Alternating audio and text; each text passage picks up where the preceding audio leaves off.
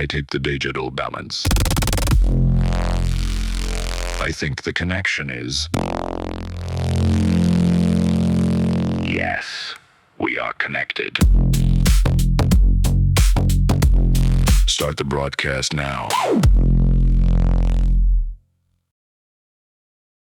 A nurse is on night duty. The phone rings. A man she has never met says he is a doctor. He tells her to give a patient 20 milligrams of a drug she has never heard of. The bottle on the shelf says the maximum daily dose is 10. Hospital rules say she cannot take this order by phone. 21 of 22 nurses walked toward the bed with the dose. An observer stopped them at the door. The pills were sugar. The voice was the experiment, 1966. Charles Hofling, a psychiatrist who wants the obedience question out of the laboratory and onto a real ward. Milgram had a machine and a basement. Hofling has a night shift, real nurses, real patients sleeping down the hall, a bottle that does not belong in the cabinet. Astraten is not a drug. It has no listing. It is not on the ward stock. The capsules inside are placebo. The label is the trap. Usual dose 5. Maximum daily dose 10. The order will be 20. 22 nurses. Public wards and private wards. Night duty. They are not told they are in a study. They think they are at work. The phone rings. The man gives a name the nurse does not know. Dr. Smith. He asks if the cabinet has Astraten. It does. He has seen to that. He is in a hurry. He will sign when he arrives. Give Mr. Jones 20 milligrams now. The call is short, courteous, confident. No shouting, no threat. Only the tone a doctor uses when he expects the thing to be done. There are 4 reasons to stop. She does not know the doctor. Policy says she should. The drug is not authorized. It is not on the list. Phone orders of this kind are not allowed. The chart is unsigned. The dose is twice the maximum printed on the bottle in her hand. Any one of those should end the call. Most of them do not. 21 of the 22 nurses prepare the dose. They walk toward the room. A hidden observer stops them at the door. The patient is never given the capsules. The study ends there, in the last step before the harm that would have been only sugar and a broken rule. One nurse refuses. She questions who Dr. Smith is. She questions why he is calling this ward. She is the only one. 11 of the 21 who obeyed later say they saw the maximum dose line. They saw 10. They were told 20. They assumed a doctor would not order a danger. The other 10 say they did not catch the number.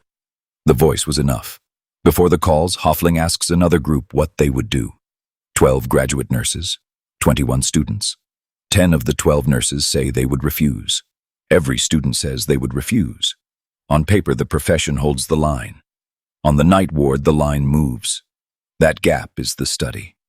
Not that nurses are careless. That a voice with a title, in a hurry, on a real shift, outweighs a label, a policy, and a name they cannot place. Milgram needed the coat in the room to keep most men on the board. When he took the coat out and used a telephone, obedience fell. Hofling starts with the telephone. No coat, no face, no Yale seal, only a name and a tone. On a hospital night that is enough for 21 of 22. The hierarchy is already built into the shift. Doctors order, nurses carry. The experiment does not invent that. It only places a false drug on the shelf and counts who walks. Calls last minutes, not hours. There is no time to gather a committee. The patient is a name. The doctor is arriving later. Later is a door that never has to open. 11 years later, another team tries a version of the same night. They use a drug the nurses already know. Valium. Familiar name. Familiar risk. Compliance falls. Nurses question more. They talk to each other. The unknown bottle was doing part of the work. A fiction is easier to trust than a medicine you have watched. Hofling's number is not a law of nursing. It is a number from one design. Unknown doctor. Unknown drug. Double the printed maximum. Phone. Night. No time. Change the drug to something real, and the night changes. The first result still stands as what that design produced. 21 walks. 1 refusal. Each nurse is told within 30 minutes. The doctor was not a doctor. The drug was not a drug. The dose would have been sugar. Some are shaken. Some are angry. Some say they knew it felt wrong and moved anyway. 10 of the 22 say they have taken irregular phone orders before, with a real drug on other nights that were not a study. The study is not a verdict on one person. It is a picture of a system that expects speed and rank to travel together. When they do, the label on the bottle becomes smaller than the voice on the line. No chalkboard, no basement prison, no line cards. A phone, a bottle, a rule, a voice. 22 nights. 21 walks toward the bed. One nurse puts the receiver down. Asked in daylight, almost everyone says they would be that one. Asked in the dark, almost no one is. The pills were never going to kill anyone.